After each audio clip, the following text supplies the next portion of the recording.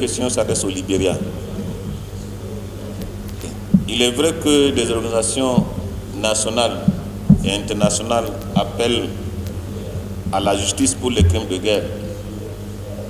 Il est aussi vrai que des victimes de la guerre civile au Libéria manifestent pour la création d'un tribunal.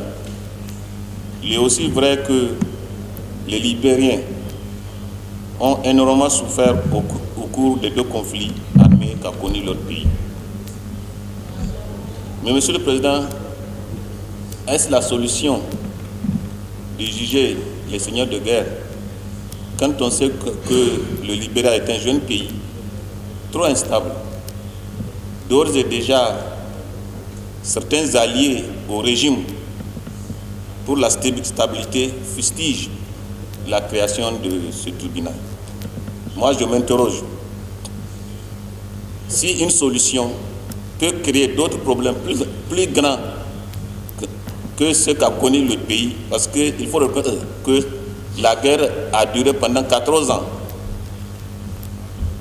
De toute façon, certains jugements, l'être humain sera obligé de le remettre à Dieu. Je m'interroge pour la stabilité de ce beau pays si ce tribunal ne va pas créer d'autres problèmes. De toute façon, je recommande que le Parlement s'implique fortement à ce problème. Et ma deuxième question, toujours au Libéria, j'aurais appris qu'un homme soupçonné de crimes de guerre contre l'humanité, je veux dire, au Libéria, aurait été arrêté en France. De quoi s'agit-il? Ma deuxième question, Monsieur le Président, s'adresse au Sénégal.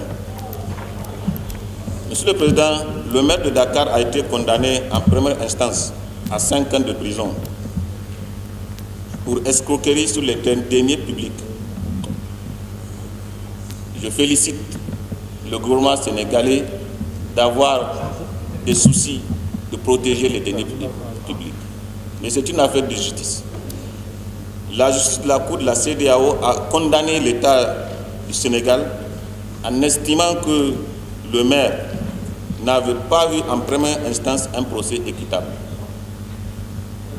Le juge a quand même annoncé la condamnation car selon lui, il n'avait pas cette décision dans le dossier, ce qui est encore normal.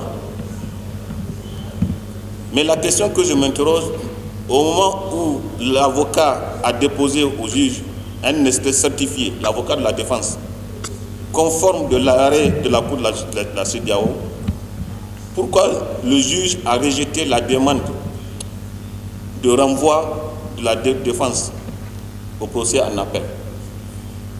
Je vous remercie, Monsieur le Président.